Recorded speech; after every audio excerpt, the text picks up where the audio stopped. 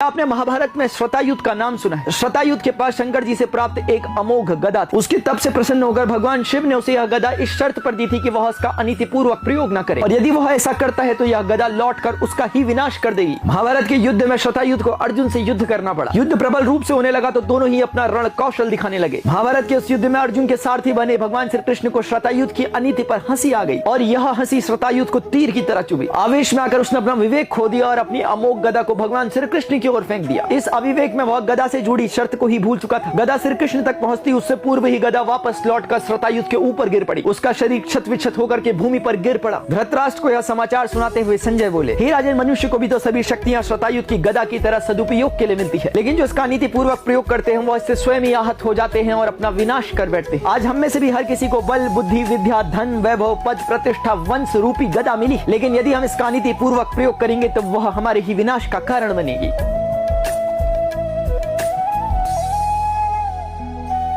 आपने महाभारत में श्रतायुध का नाम सुना है। श्रतायुध के पास शंकर जी से प्राप्त एक अमोघ गदा थी। उसके तप से प्रसन्न होकर भगवान शिव ने उसे यह गदा इस शर्त पर दी थी कि वह उसका अनीतिपूर्वक प्रयोग न करे, और यदि वह ऐसा करता है तो यह गदा लौटकर उसका ही विनाश कर देगी। महाभारत के युद्ध में श्रतायुध को अर्जुन से युद्ध करना पड़ा। युद्ध प्रबल रूप से होने लगा तो दोनों ही अपना रण कौशल दिखाने लगे। महाभारत के उस युद्ध में अर्जुन के सारथी बने भगवान श्री कृष्ण को श्रतायुध की अनीति पर हंसी आ गई, और यह हंसी श्रतायुध को तीर की तरह चुभी। आवेश में आकर उसने अपना विवेक खो दिया और अपनी अमोघ गदा को भगवान श्री कृष्ण की ओर फेंक दिया। इस अविवेक में वह गदा से जुड़ी शर्त को ही भूल चुका था। गदा श्री कृष्ण तक पहुंचती उससे पूर्व ही गदा वापस लौटकर श्रतायुध के ऊपर गिर पड़ी। उसका शरीर क्षत विक्षत होकर के भूमि पर गिर पड़ा। धृतराष्ट्र को यह समाचार सुनाते हुए संजय बोले, हे राजन, मनुष्य को भी तो सभी शक्तियां श्रतायुध की गदा की तरह सदुपयोग के लिए मिलती है, लेकिन जो इसका नीति पूर्वक प्रयोग करते हैं वह इससे स्वयं ही आहत हो जाते हैं और अपना विनाश कर बैठते हैं। आज हम में से भी हर किसी को बल, बुद्धि, विद्या, धन, वैभव, पद, प्रतिष्ठा, वंश रूपी गदा मिली, लेकिन यदि हम इसका नीति पूर्वक प्रयोग करेंगे तो वह हमारे ही विनाश का कारण बनेगी।